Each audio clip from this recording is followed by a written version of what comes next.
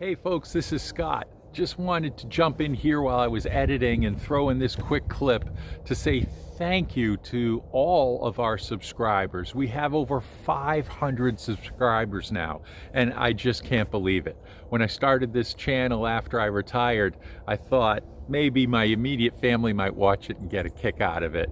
But it's amazing that 500 people have actually subscribed, so thank you. About 80% of our viewers don't subscribe, so there are a lot of other people who watch the content out there, and that makes me feel good as well. To all my American friends, I hope you had a great Thanksgiving last week, and hopefully a great holiday season coming up. Again, thanks everybody for all the subscriptions, and keep watching these videos and I'll keep making them.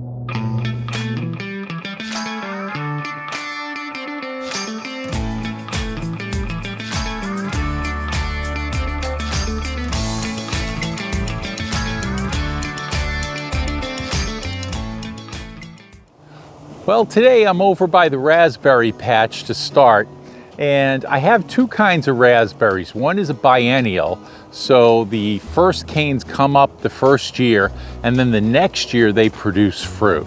And we cut away the old fruit canes from the last year.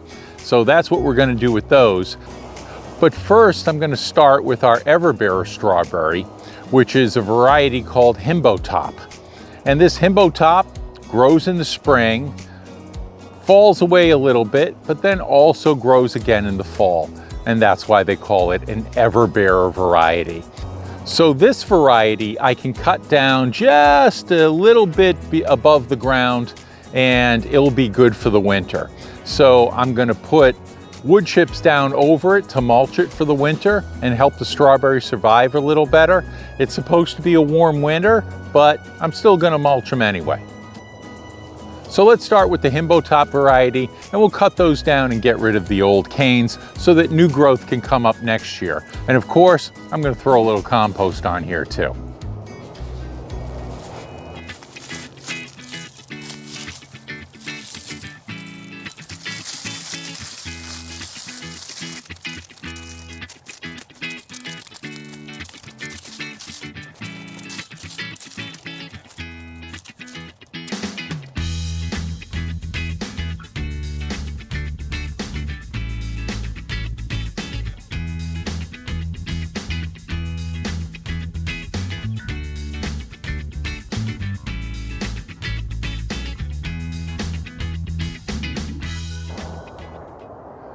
Well, that didn't take too much time. So now I can clear this brush away and go get some wood chips so that I can mulch this area. It seems like it's pretty clear, but next year in the spring, those raspberries are gonna pop again and the whole hedgerow of raspberries will be full again. You'll see. So now let's get these branches out of here. We'll burn them later on, and we'll go get some wood chips from my big wood chip pile.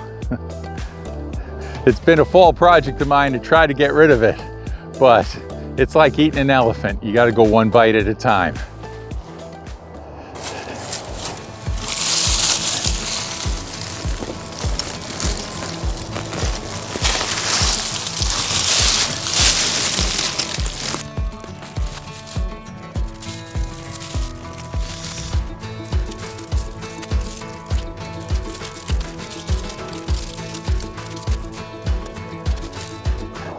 Well, I'm just gonna let those be part of a little rabbit I have right there. So they can dry out there until it's ready to burn. And if it snows in the meantime, it'll keep the rabbits safe and happy and warm under that pile. A win-win.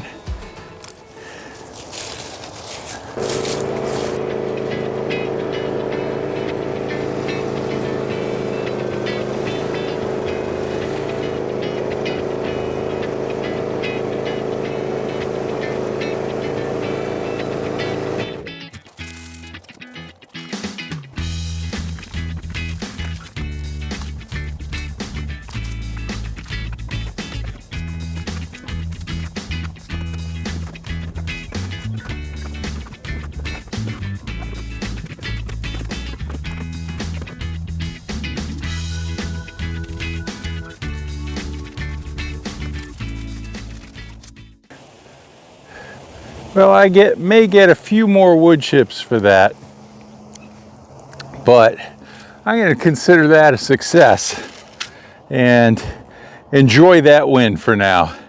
And I'll keep working, find a few other things to do. For the past several weeks, I've had this row in the garden covered with agribon, our row cover, and it's been doing very nicely. We've had some cool temperatures, and tonight it's going to be freezing for the first time so far this year. So that's great. So I'm going to take the little broccoli that I have left over here and the carrots and the beets, and I'm going to put them in the basket and take them in so that I can dig up this row sometime and finally tuck the entire garden in for the winter. You can see here, even though it's a little darker and this part of the garden is in shadow, I've got 4 rows over here already tucked in, and almost all of this row except for the chard. And I'd like to finish that up and be done with it so I can get to my fencing project and be ready for spring. So we're going to do a little harvesting right now, and this will be the end of the gardening season. Now I have to be careful because I have a line here that's marking my other row. I'm not ready to get rid of that yet, but I'm gonna go down here and grab the beets first. I'm just pulling up whatever's there. It's time to put this away. And they're small beets, about the size of a quarter. But these beet greens, the ones that haven't died back yet, those are what are going to be interesting to my wife for breakfast.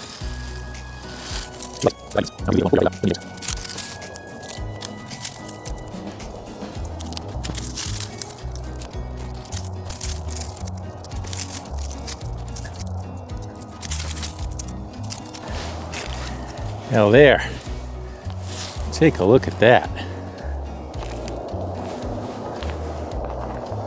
So that's a nice bunch of fresh beet greens, very young, very tender. And the biggest beet we have, and these are golden beets, the biggest beet we have is right there. So it's about a quarter sized round, not very big, but it's the greens that we're after in this case. Now, let's see if we can get some snacking carrots. Perfect.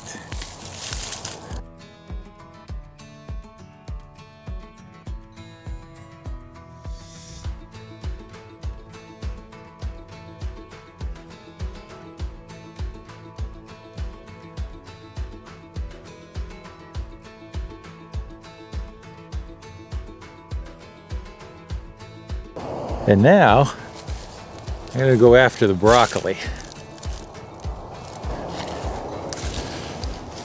Well, there isn't a lot of broccoli here, but I'm gonna take what I can.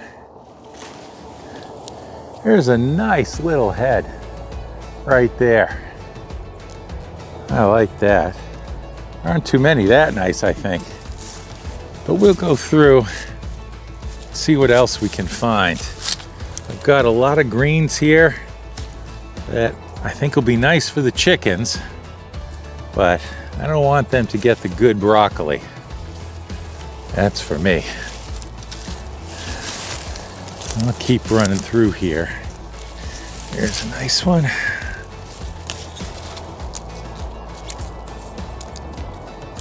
We're not going to get much, but I'd rather get a little bit.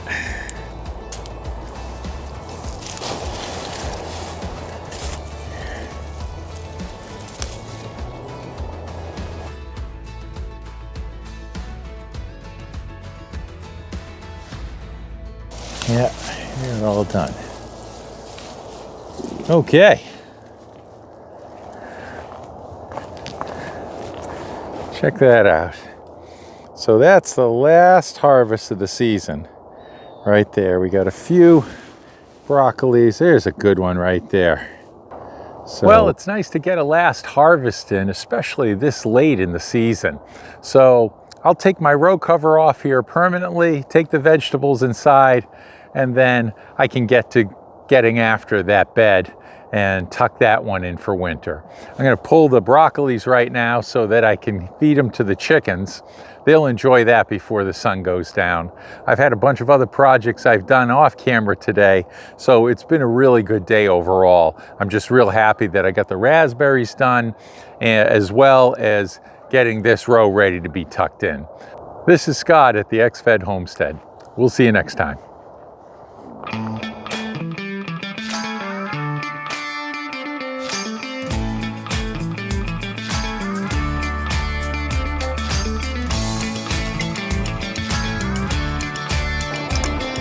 Hey girls.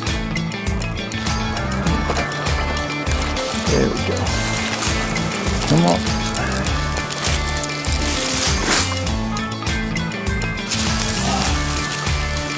Some down here.